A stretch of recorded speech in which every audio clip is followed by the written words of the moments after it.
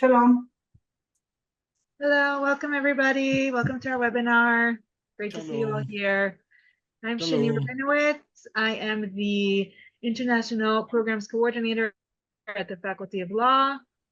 Welcome, greetings. Glad to have you all here tonight with us on our webinar. Let's just do a short go around and everybody can just say their name, where they're from, where they're connecting from, and what program they're interested in. All right, so we'll start with Dimitri. You can start, you could say your name and where you're from. Thank you for the invitation. I'm Dmitry Yurovsky, attorney at law. I'm from Warsaw, this is Poland. Thanks. Thanks, Dimitri. Pedro, how about you? Well, my name is Pedro I'm from Brazil. I'm also a lawyer, attorney. I'm interested in the International Law and Human Rights program. Yeah, very pleased to meet you all. Thanks, Pedro. Julius, you can go ahead. Hi, I'm from the Philippines. I've just finished a course on paralegal training, and I'm interested with the Master of Arts in Law. Thanks, Julius. I'm not sure if I'm saying the name right. Zuli Du, are you with us? Hello. Hello. Can you hear me? Yeah, we can hear you. Thank you very much. I'm from China. I'm Mike. Chinese name Julie Du, and I'm in Harbin, China. And I just finished LLM in Temple University in the US. It's midnight for you, right? Oh, pardon? It's midnight for you now? Can you say again? Can you say again? I just asked if it's midnight. It's really late at night for you. Oh, yeah, it's midnight in China. Sorry, I can't open my lamp. Yeah. So good night to you. How are you? I just care about you. Are you all in Israel? How about you? You're safe all? Thank you. Thanks for connecting. All right, we're gonna move into Richard Himmer. Where you can just say your name, where you're from, what program you're interested in. Hello, everyone. Yes, I'm Richard Himmer, and I'm from Luxembourg, and I'm interested in the LLM program. Wonderful. Thank you. Yeah. Ignacio, I know I recognize your name from our student exchange program. Just say your name, where you're connecting from. Hi, Shani, and hi, everyone. I'm Ignacio. I'm from Spain, and I'm interested in the LM as well. I've been working for some years in more corporate things, and I really want to change the field I am professionally dedicated to. So I'm now looking for the best LM. Wonderful. You did an exchange program? Yeah, that's correct. I did my exchange in Jerusalem in 2020. Well, we would love to hear a bit about it, but later, okay? Please. Perfect. Yeah, so prepare your speech. Okay, I will. This is not planned on, but I'm very curious, okay? Thank you. All right, thanks, Ignacio. PQ, I see that you wrote that you're from Shanghai and you don't have a mic, so hi to you as well. Esther, do you want to just present yourself, say your name, where you're connecting to us from? Yes. Hello, my name is Esther. I'm coming from Vienna, from Austria, and I would like to hear some information about the LLM program as well. And thank you for the invitation. Thank you. Great. Thanks for being here. Nani Chung, just you can tell us where you're from and what program you're interested in. Hi, my name is Nani. I'm connecting from New York, and I'm interested in the LLM program. Great, wonderful. And I see, Jonathan, you wrote in the chat you're having trouble unmuting and starting your video, so don't worry about it. Thanks for joining us. Maybe you can write us in the chat where you're from and what program you're interested in, and that way we'll know where you're connecting from. So hi to everybody, welcome. Tonight we are going to do a special webinar with Professor Yuval Shani. Yuval Shani is a expert in international law and human rights. He's one of the professors at the Faculty of Law, and he is a former chair of the United Nations Human Rights Committee as well. He's going to present his talk about where legal doctrine meets complex reality, studying international law in Jerusalem. So I will turn the mic over to Yuval, and we're all very excited to hear what he has to say. We are. Thank you, Shani. Thank yeah, you, thank you, Yuval. Shani, and hello, everyone. Nice seeing you. I'm going to share my screen. I've prepared a short PowerPoint presentation, so I'm going to switch to that immediately with your indulgence.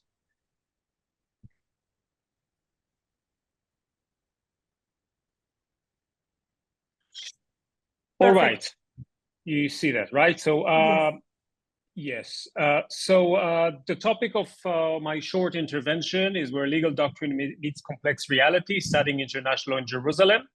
And I'll try to tell you a little bit about, not only about the program, but also about some of the deep challenges that people who work and study international law are currently addressing, confronting, and why Jerusalem is an interesting, maybe not the most, somewhat maybe exceptional, maybe not the most ordinary choice, but a very exciting and I believe a very rewarding choice to engage with international law issues. Like Shani said, I've been a long serving member of the faculty in international law. I hold the Hirsch Lautenbach chair in international law at the faculty, and I've been working for many years on many issues related to international courts and tribunals, international humanitarian law, international criminal law, but also international human rights law. And in that capacity, I've served 8 years in Geneva as a member of the UN Human Rights Committee. I'm also working very much in recent years along with some of my colleagues on the faculty on what is called international cyber law or international digital law. And all of these issues are part of what we do in the program and what you will be expected to encounter at some level or the other in Jerusalem. So maybe I'll start saying that this is a very exciting time to be dealing with international law. International law is becoming more and more important in many areas of life, of economic activity. It is very much headline materials. There are a lot of discussions about international law compliance, about violations of international law, about international agreements. So in terms of the prominence of international law, it is growing. But at the same time, international law is also suffering or encountering very deep chasms, very significant tensions between different ways of dealing with international law and understanding international law. And here on the slide, you have maybe four major tensions that people who are in the field and working in international law have to confront. One is the traditional tension that we have in international law between law on the books and law in practice and law in reality, where we are seeing, on the one hand, very strong formal commitment by leaders, by speakers, by politicians to adhere to international law.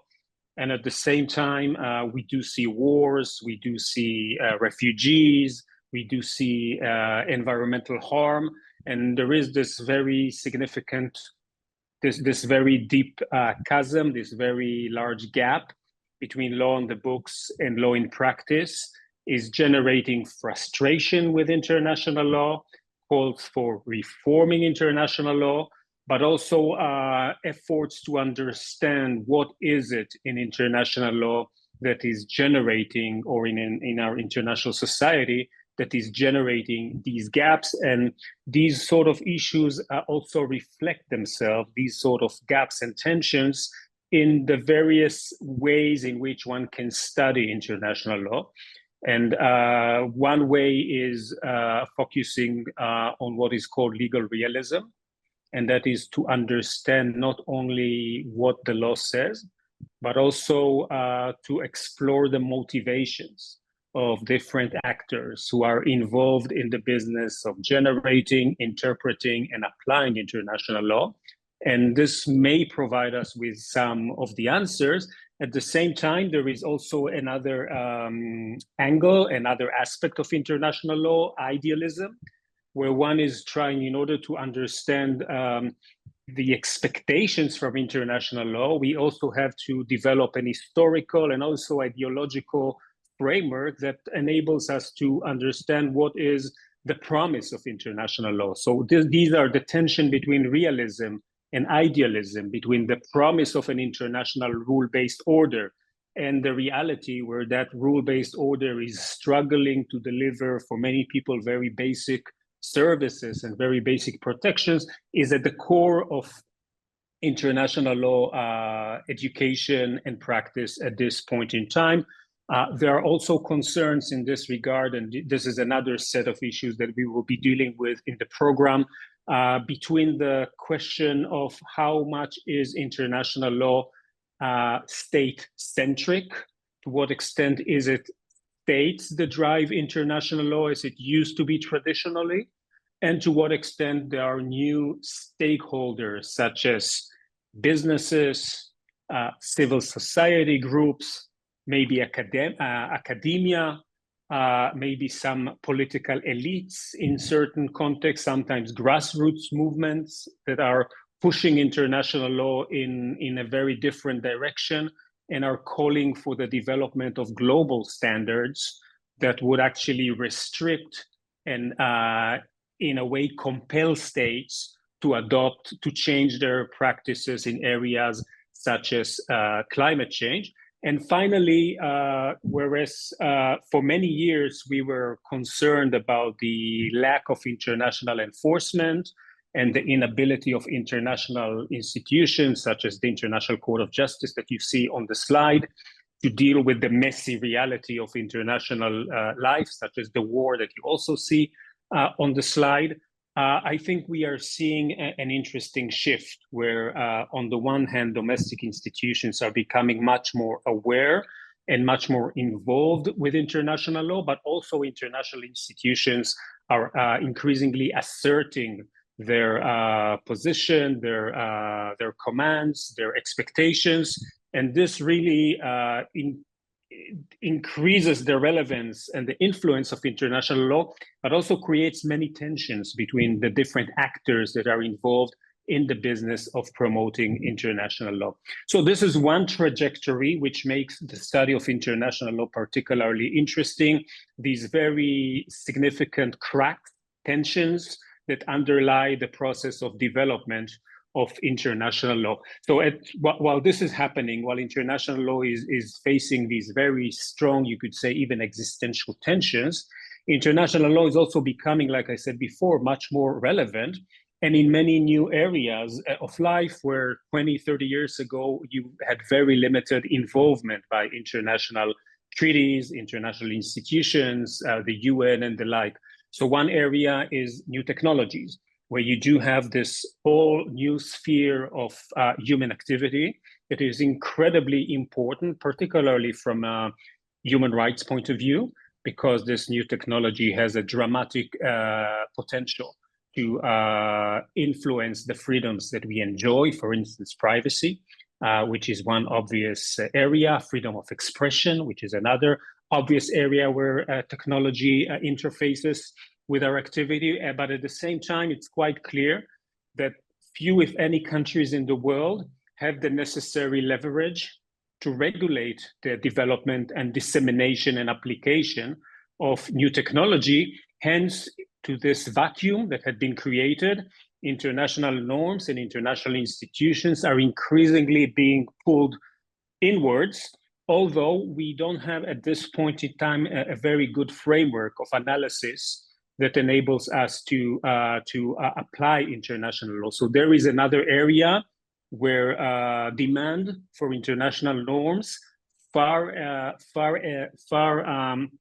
overcomes the supply of international, far exceeds the supply of international law norms and institutions, hence creating a very strong interest in researching and in developing the field. This is also true in other areas of interdependence between societies in fields like the economy, the ecology, the environmental crisis, climate change, and of course, global politics, which are becoming increasingly unstable in a world that is less and less unipolar and has more and more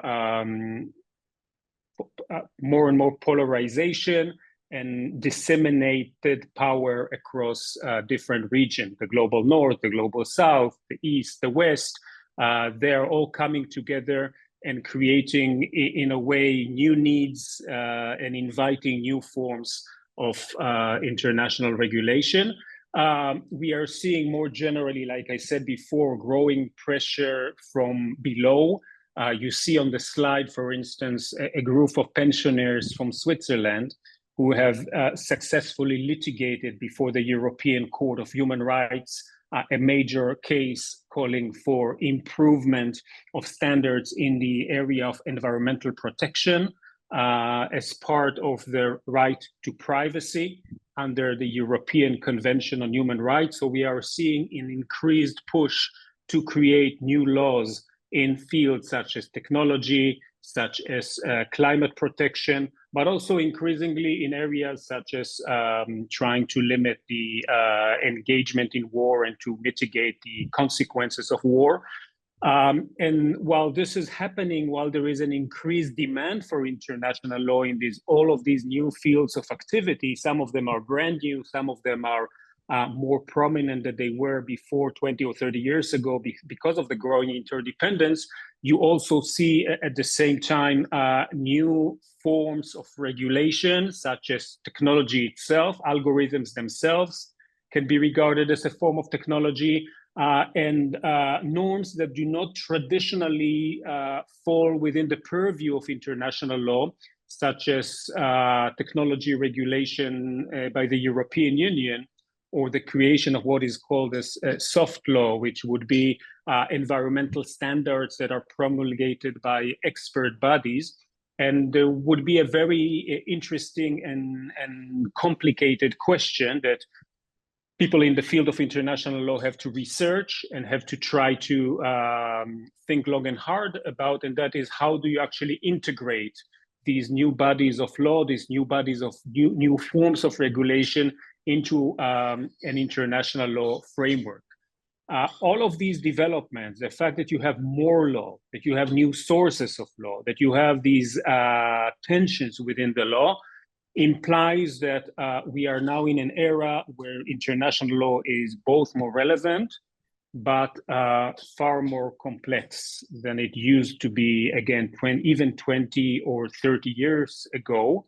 And those who now study international law have to think very creatively about how one goes about filling what are called legal black holes, these areas where you do need standards, you do need to tell a state whether they can conduct a cyber attack against another state, or what to do if it is confronting a cyber attack from another state, or whether the state is interested in regulating AI technology, or in requiring Facebook to remove certain contents. These are all legal black holes, and we have to think very creatively about how can we employ international law to these new areas, to these new needs of the international society.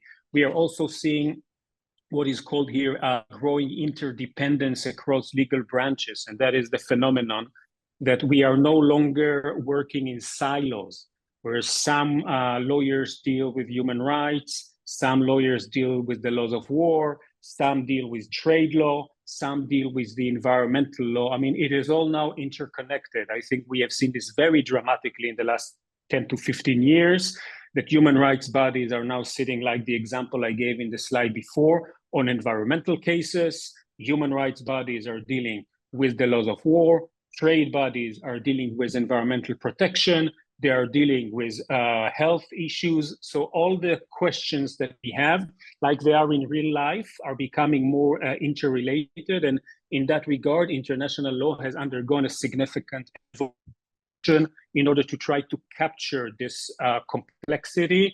The fact that we also have institutions that are not as centralized as before, but rather operate as a very complicated and sophisticated labyrinth of arrangements. So you have some regulations taking place at the state level, some at the interstate level, some at the regional level, some have a certain group of states would be generating one arrangement. You see this very strongly in the field of trade.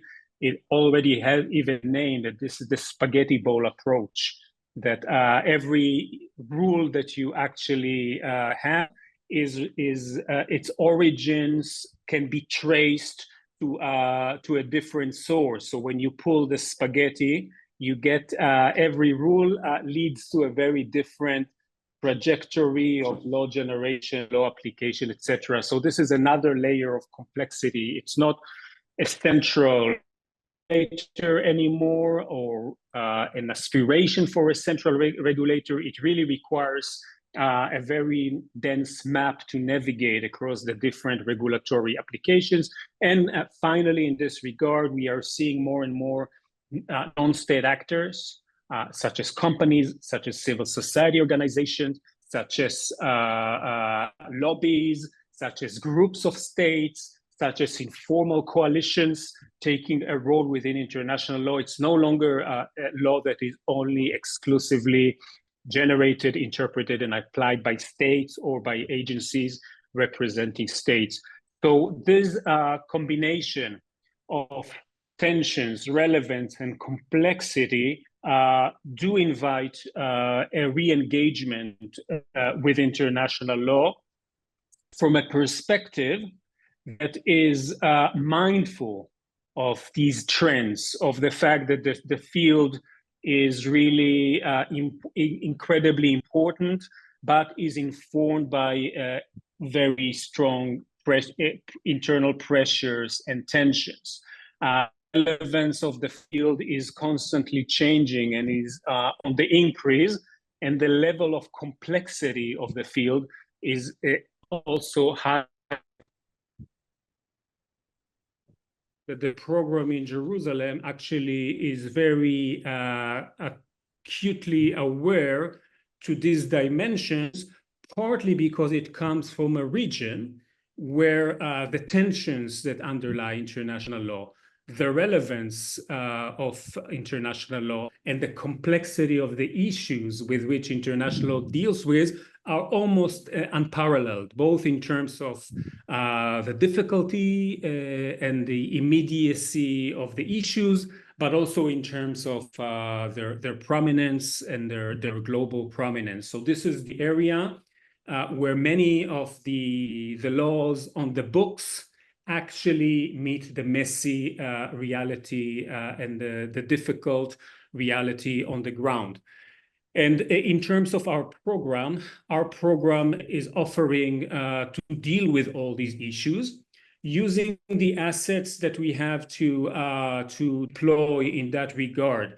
We are a faculty that the university has been around for 100 years. We are celebrating next year our centennial anniversary. The law school has been established in 1949, so the law school has also been around for now 75 years. This is also a very long-standing institution.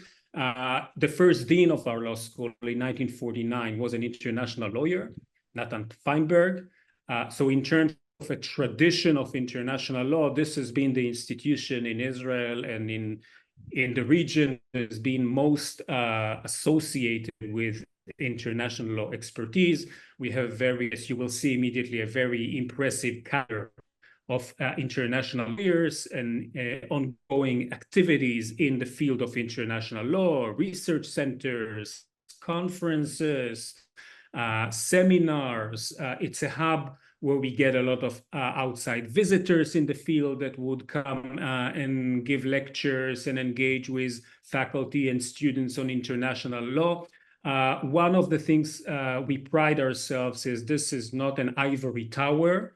We do not just speak about international law theory. If this is what you're interested, I would say there are other places in the world where they excel in the development of theory. I think our comparative advantage is that we engage in our activities, teaching, research, not only people who devote their life to academic and abstract research, but also practitioners that have hands-on experience in the business of applying international law and getting access from close proximity to its tensions, to its relevance, to its complexity. What we also pride ourselves is on the interdisciplinarity of the education that we offer. Hebrew University has this very strong tradition of engaging faculty from different disciplines in collaborative work and teaching. So our program does also integrate faculty that is also appointed at the International Relations Department. We have experts who are have a background in technology. We have experts who do political science. We have experts who also research in the humanities. And the combined effect of working excellence in international law, combining practice and theory, and working across disciplines and enjoying from the intellectual environment that is afforded by a very strong faculty in a very strong university, in a very exciting country, with all these specific research centers with which we collaborate, makes the education experience at Hebrew U LLM programs exciting. You see here on the screen some of the faculty that you would encounter in the program. Malcolm Shaw on your top left corner, who teaches in the program, is the author of the most widely read and authoritative textbook in international law, called International Law by Cambridge University Press. So almost anyone who studies in the world international law studies was Malcolm Shaw's textbook. And Malcolm is a graduate of our LLM program and has been teaching in our international law program for many years. But some of the other faces that you see on the screen, some of them have been leading academics, deans of the law faculty of Hebrew University, deans of other faculties, but also people who have been advisors in the Ministry of Defense, in the Ministry of Foreign Affairs. We have a lawyer who is representing victims at the International Criminal Court, who will be teaching the course on international criminal law. And the list goes on and on. Some of them have joint appointments in other faculties. Some of them have training in other areas as well. And this is what we can offer for you in terms of a program that is exciting, that is top-notch, and over beyond the academic value of the program and the doors that it opens to graduates, it offers a remarkable environment in which one can study, and also a very well-oiled machine of welcoming foreign students, looking after them. And Shani, that will be taking it on from here after we have the Q&A, is the person who really serves as the focal point for all of these additional aspects of the program.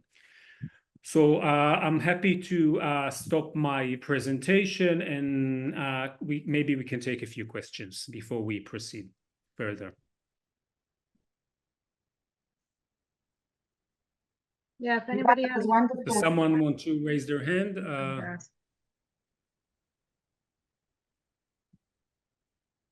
Yes, Julius. Yes, Dimitri. Yeah. I just want to ask if when you apply for the Master of Arts in Law, what are the specific requirements? Like, do you have to have a bachelor's degree in specific course? So I'd like to know what are requirements for the Master of Arts in Law. So the specific questions about the program and requirements, Shani will address momentarily, okay? The two programs, I would just say they overlap to some extent, but there are some differences, and Shani will explain them immediately. Yeah. Just a follow-up question. Like in my case, I am my undergraduate degree is Bachelor's of Science in Psychology, and I have a master's degree in Community Health, and I just finished a certificate course in paralegal training. So I don't know if that would qualify for a Master of Arts in Law. So this is something we can address momentarily. What I can say is that the MA program is open also for students who have some relevant background, but do not have a law degree as a first degree. And we've had in the program, for instance, students who have taken degrees in social sciences, but had some exposure to international issues. But I cannot really give you a specific evaluation of your candidacy, in this format. Thank you so much. Thank you so much, Yuval.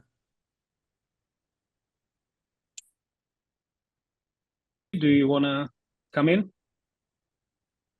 Dionisio?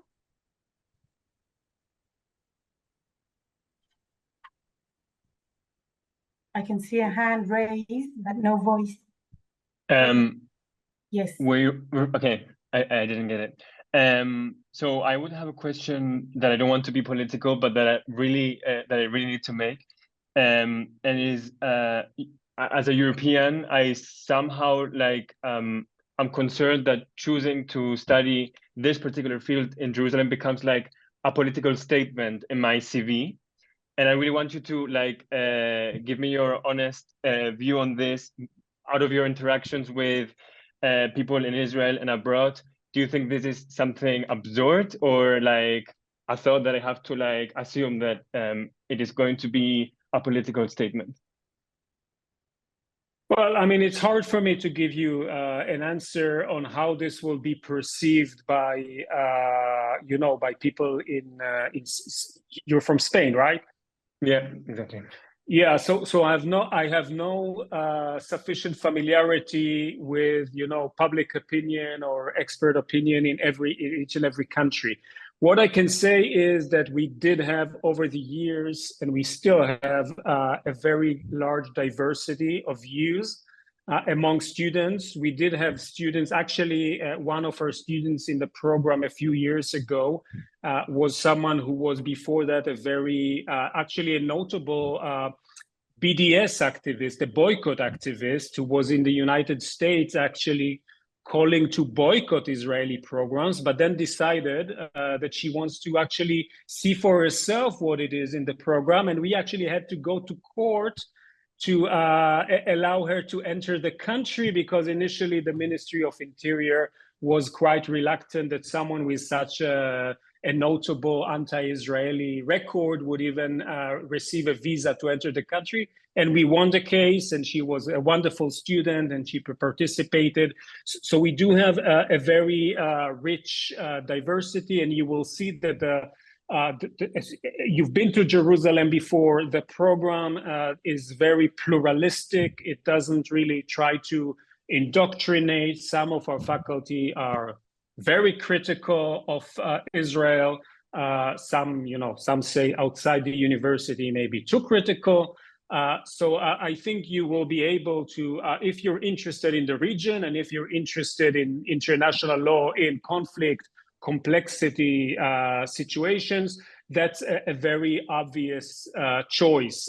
Whether some people would be more in Spain, more or less appreciative, this is really hard for me to say. I think that anyone who's in good faith thinking about education and knows the Hebrew University and its reputation, I don't think this is going to be an across-the-board reaction that you will receive. But you know, we live in strange times where sometimes what is common sense is not shared by the commonality of all those who have sense. What a nice sentence. Thank you.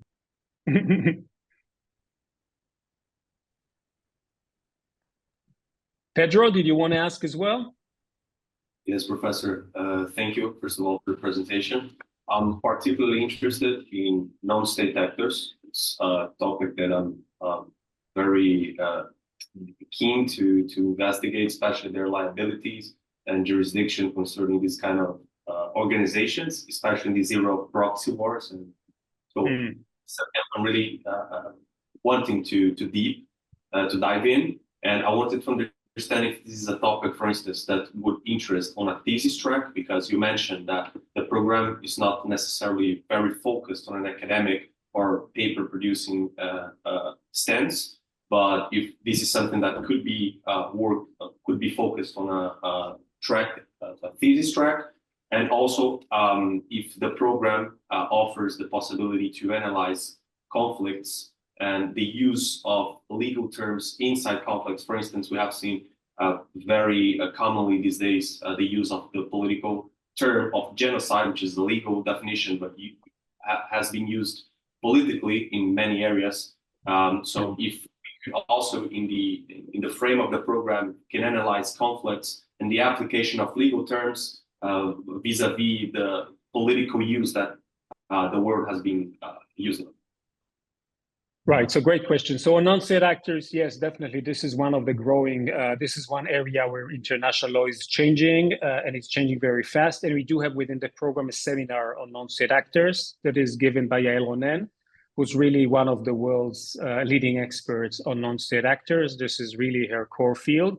And you will be able to write a seminar paper for her on this. And if you will be interested in the thesis track, this is also something that can be done either with her or with me or with someone else on the program. Of course, it's a bit premature to talk about the thesis topic at this point in time, but yes, this is something that is doable.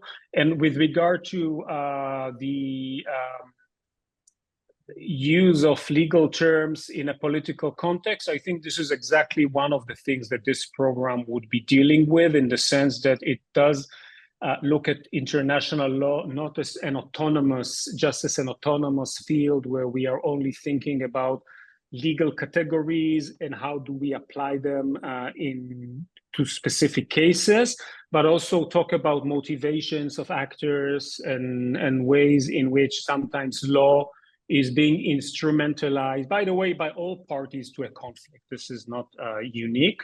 And I would say that almost in all conflicts. But the cases relating to the Middle East have a unique visibility, unique prominence, and therefore, and also a certain geopolitical layout that you could say encourages this more. So the course in international criminal law, which will be led by Yael Vias, who's this lawyer who I mentioned that represents victims at the ICC. She will definitely, for instance, talk about the legal definition of genocide and discuss with you whether allegations of genocide that have been made in the Russia-Ukraine war and in the Gaza war, for instance, whether they fall within the convention and within the case law of the International Court of Justice. So this is something we will definitely be dealing with. Shani, do you want to take over from here in the interest of time? I will stay on the call, and if you can think of more questions, and we have time, I will be happy to take more questions.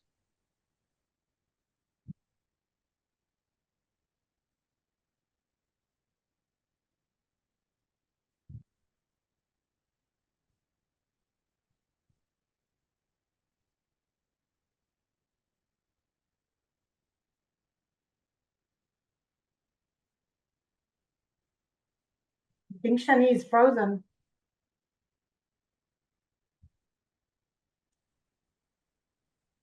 It's at the right time.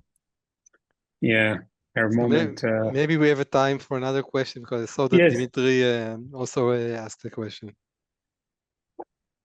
Thank you so much. First of all, I would like to thank Shani Rabinovich for the invitation. And Mr. Professor, thank you indeed for your perfect presentation.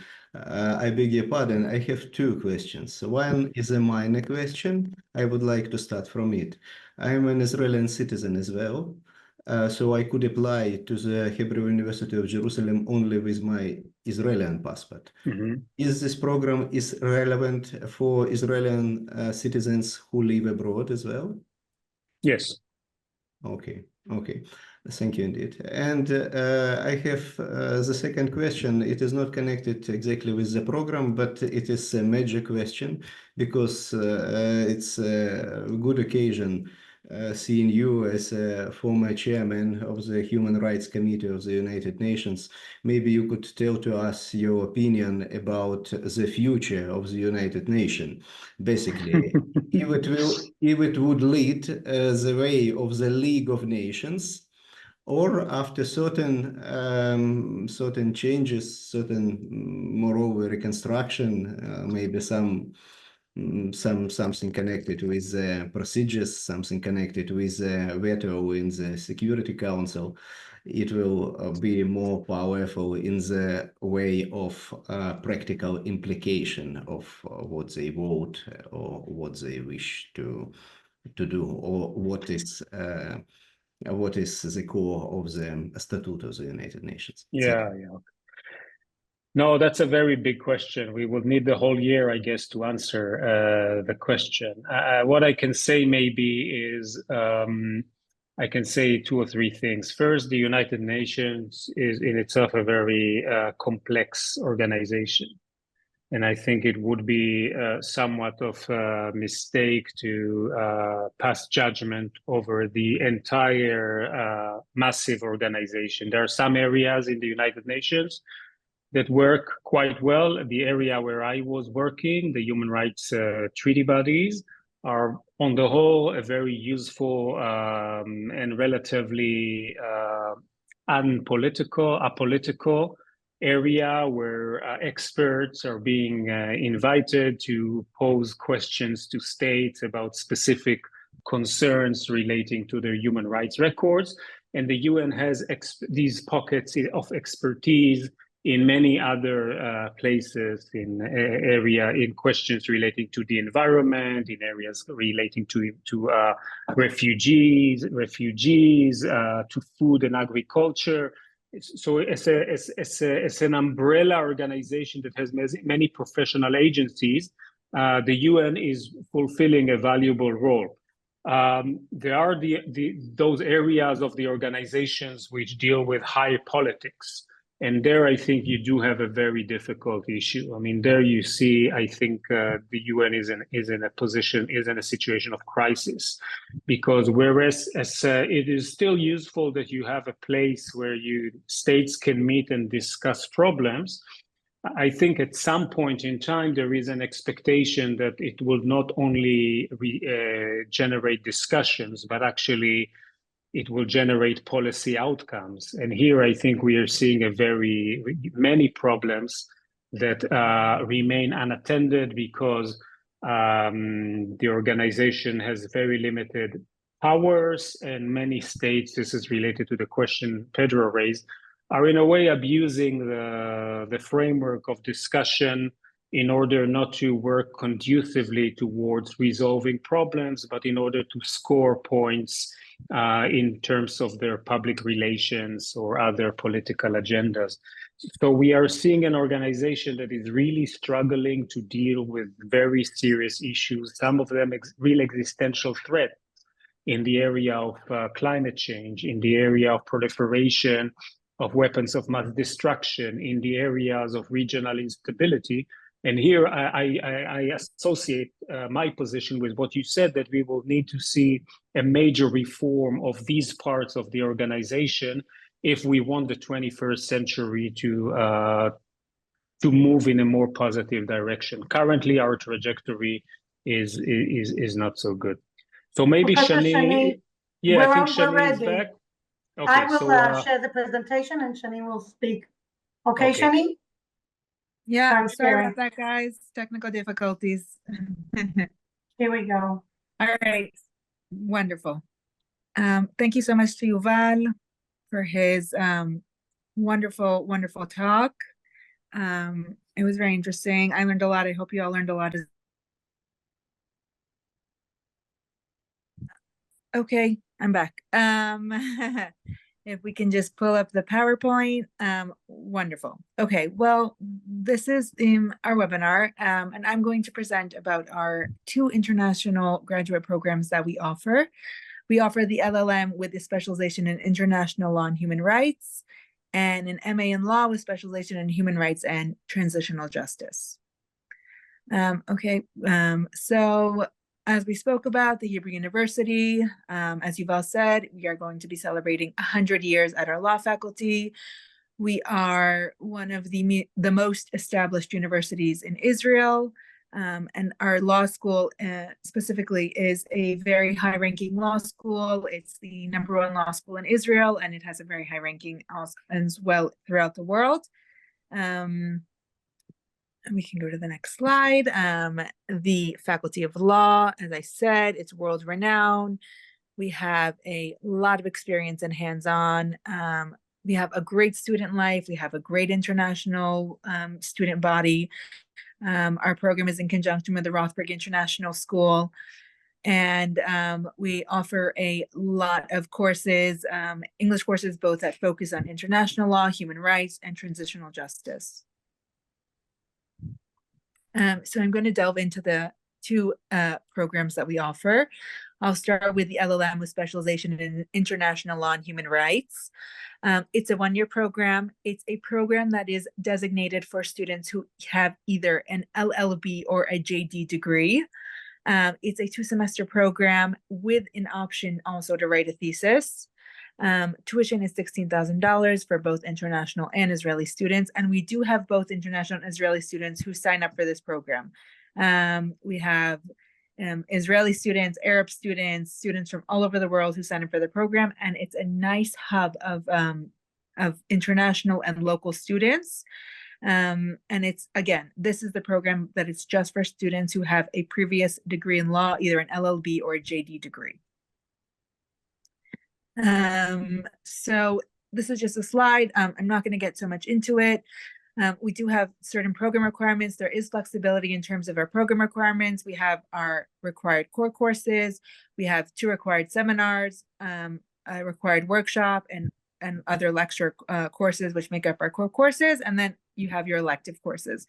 So as I said, there is okay, you can go back 1 slide, sorry. As I said, that there's a thesis and a non-thesis track. If you're doing the thesis track, you have to do 32 credits. And if you're doing the non-thesis track, you have to do 36 credits. All right, we can move on to the MA program, which is an MA in law with specialization in human rights and transitional justice. Again, this is also a 1-year program, 2 semesters. The Israeli universities usually run from middle to end of October until the end of June, middle of July. So that's usually the academic year. They start much later than, let's say, universities in the United States or in Canada. Again, tuition is $16,000, and this is a program which is geared towards students who have a background in political science, international relations, and other related fields. And also there's the option for the thesis track as well for this program. Again, program requirements, I'm not going to go too much into it. Same thing like the LLM, 36 for someone who's doing a non-thesis track, 36 required credits for someone who is doing a thesis track. Again, with the required core courses, your 2 seminars, workshop, and lecture courses.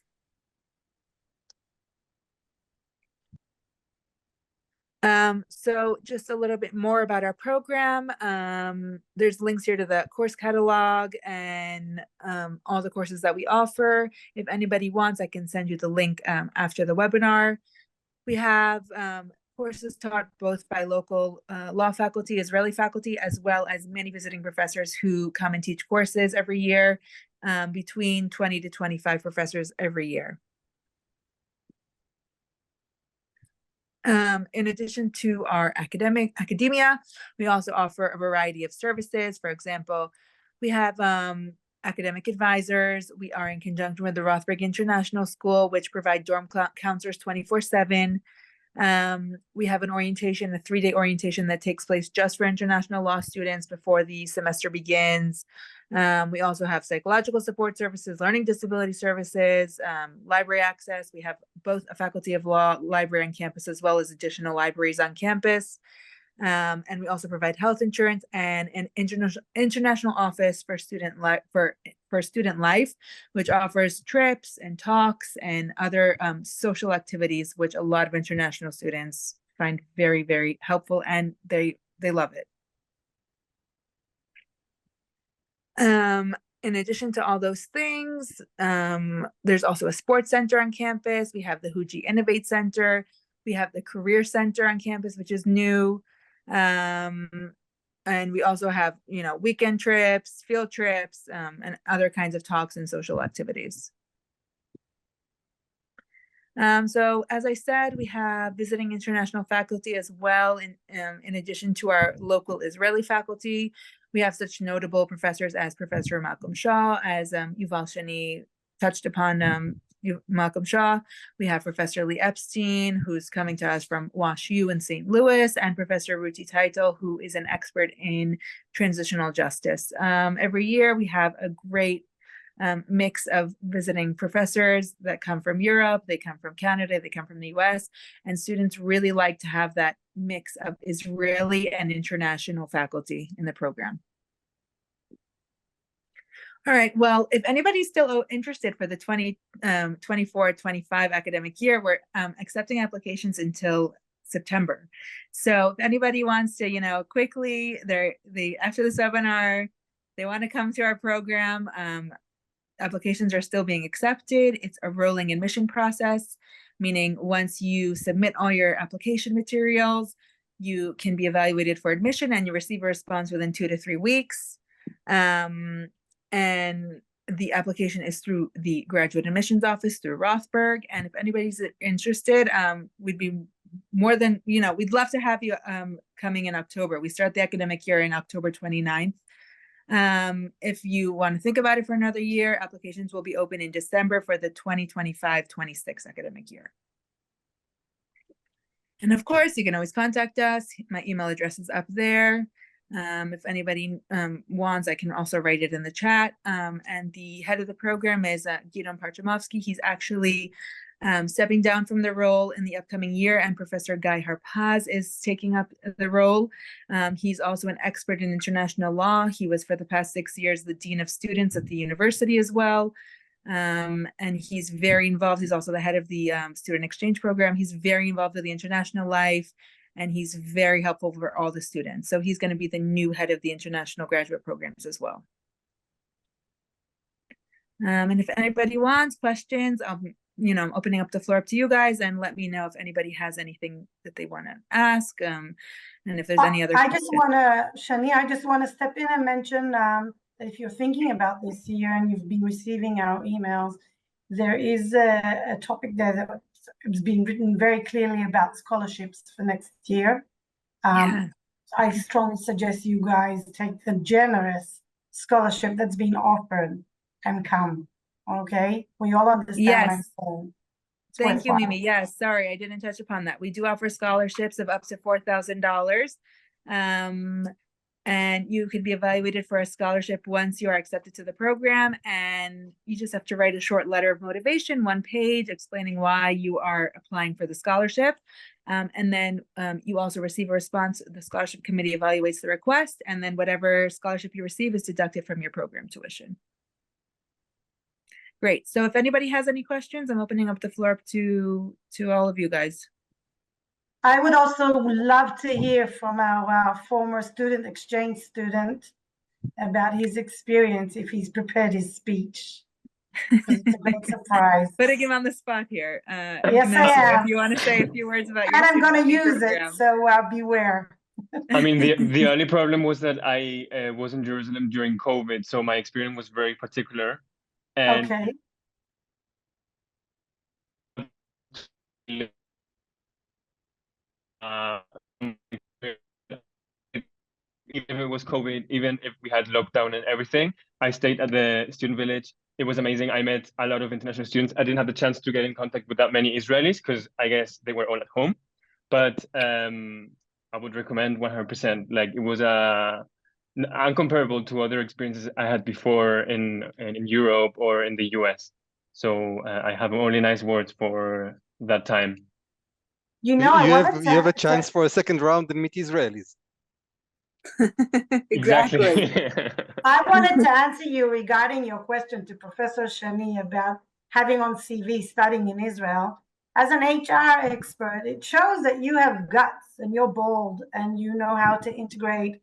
And I would want, if I was in an interview and I had you and someone just like you, but you did it in Israel, the same program, you guys look the same grades, but you did it in Israel and he chose to stay back home. I know who I would choose as my lawyer, as my fighter for the next role. So as a marketing prospect, that's a very interesting point that I just wanted to make sure that you realize as well to your former question.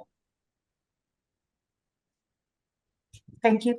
Yeah, wonderful. Thank you. Yes, I remember Ignacio well. That was a very crazy time in the world. And he also had guts that he came to the program and he came to Israel. He took the flight, he did the quarantine and everything. So bravo to you for coming during that very, very challenging time. All right. Thank you, Shani.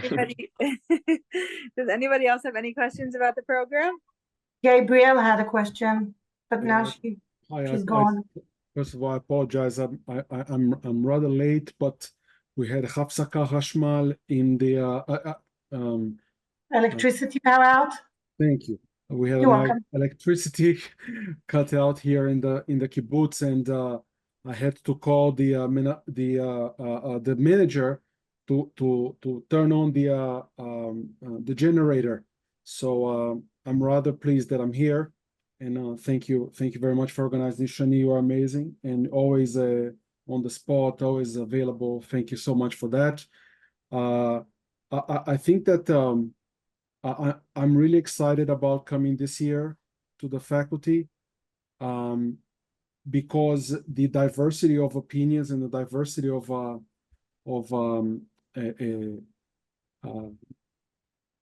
when someone thinks of the state of Israel as a target of so many indictments or accusations or whatever you want to call it in a different international setting, you would think of a more homogeneous approach or quality of the members of staff, and it's rather the contrary. There's such a big diversity within the faculty of law, different schools of thought, different different positions, and it is amazing. I regret the fact that the Professor Yuval Shani this year, if I understand correctly, is going to be in London, if this is in CTLS, and we very much regret that.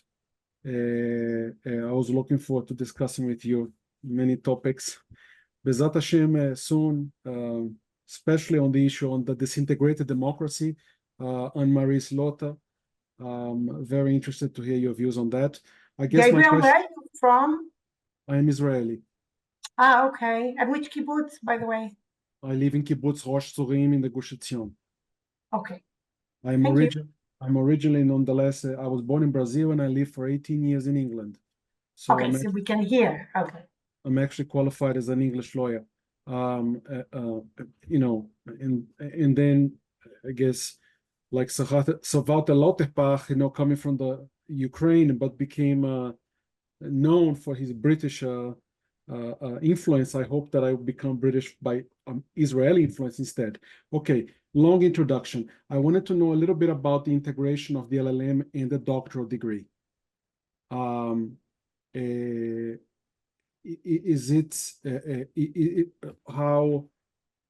does a student that is interested in pursuing an academic life is situated within the LLM, within the framework, or with a perspective to become a doctoral student?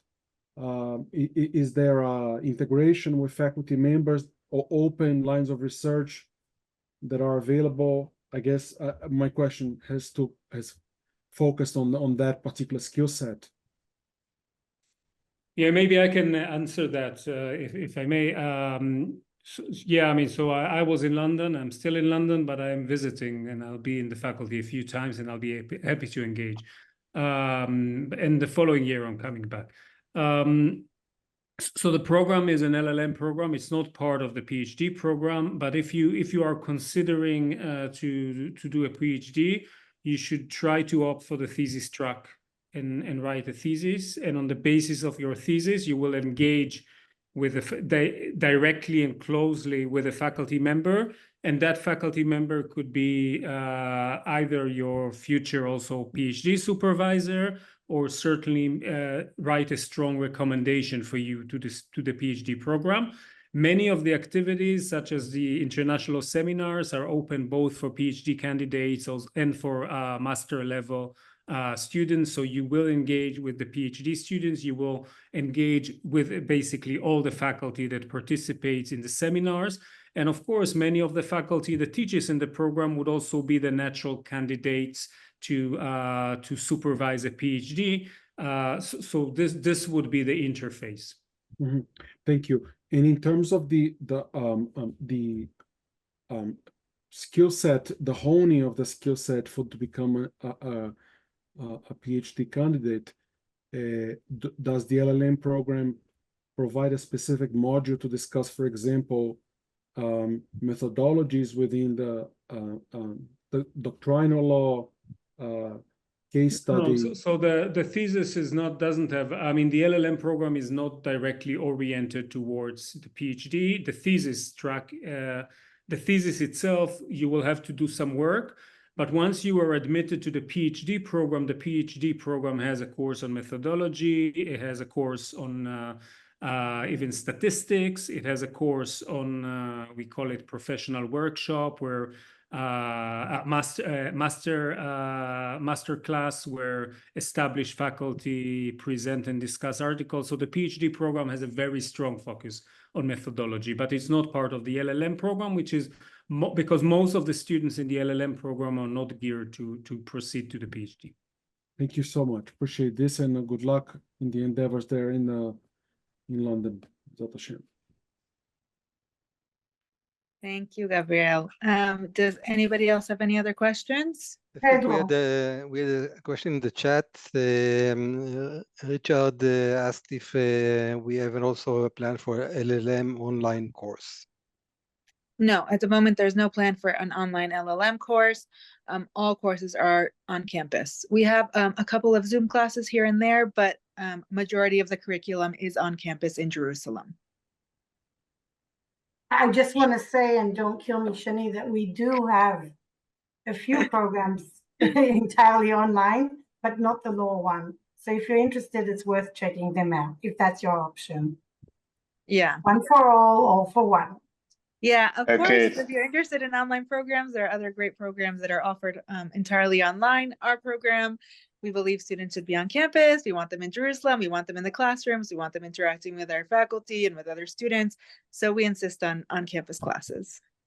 I begged them to do it online and they refuse. And I know why, and they're correct. Yes, I'm going to chime in. I don't know if you hear me. We do. You do. Okay, thank you very much. So the idea is I can't come to Israel because of work. It's due to work, not for any political reasons or or whatever, but it's due to work. So where I work, I didn't get the leave, so to speak, to be able to, for 1 year or 9 months, to be able to do anything. So that's why I was asking, I was interested in something like an online course. But of course, I understand that you're saying that it's much more interesting, of course, to be on campus. I totally realize that it's absolutely correct to be on campus and have the interaction with the students and with all the teaching staff. That's clear. Thank you very much. Thank you. Yeah, sure. Thanks. And if you ever, want to quit your job, you're welcome to come study with us. Yes, I'd love to. So I don't know how to do it because I've been trying to to convince my employer for about 3 years. Maybe you remember my name. I don't know. I asked some questions on the program about 3 years ago. I live in Germany and Luxembourg. And in both situations, in both countries, I wasn't able to get a leave. So anyway, so that's why I was asking for online courses. Must be important to them. Yes. We have also a question from Pedro, and we are running a little bit later. So Pedro, the stage is yours. Thank you. So I know that the number of classes and the time that will be invested will depend on the number of credits, right? That each one will lead, so it can vary. But as Richard, I'm also a practicing lawyer, so I will have to, and I actually have the possibility to go to Jerusalem and work from there. But I wanted to know if the majority of students in the program, they're also working and pursuing the program, or if it's a program that is more suitable for students that are only studying during this time of year. Because I actually can go, but I have to work at the same time. I still have to lead cases. I understand. Yeah. I would say that it is not compatible with a full-time job because it is such an intensive program. Usually graduate programs require 2 years, and our program, we pack it all into 1 year. So I would say our program is not compatible with a full-time job. We've had students in the past who have had part-time jobs, and it is compatible with part-time jobs because there is flexibility in terms of the course selection. The other option that you can do is, if you are still want to work and register for the program, is you can spread it out over 2 years as opposed to doing it over 1 year. And that way you would be able to make it compatible with a full-time job. Keep in mind, though, that that includes additional tuition charges. But if you're interested in doing it over the 2 semesters, I would say that a full-time job would not be compatible with it. But there are options and there are solutions. If you still want to work and you still want to register, we have found solutions for other people. You could spread out your semesters. You could do it over 2 years, 3 years, 4 years, whatever works for you. And we can make it work. Thank you. Great, sure. All right. If there's not any more questions, then we will end our webinar here. Thank you all so much for joining us. It was great getting to know all of you. And if anybody has any other questions, you're welcome to email me. We will also send you tomorrow the recording of this amazing evening, very interesting and enlightening. And feel free to share it with your friends, neighbors, families. Come with everyone. Thank you. Yeah. Hope to And see thanks you. so much for joining us. Hope to see you in you. Jerusalem, all of you. Thank you. Yes. All Bye right. bye. Thank you for the everybody. presentation. Thank you. Bye-bye all. Thank you.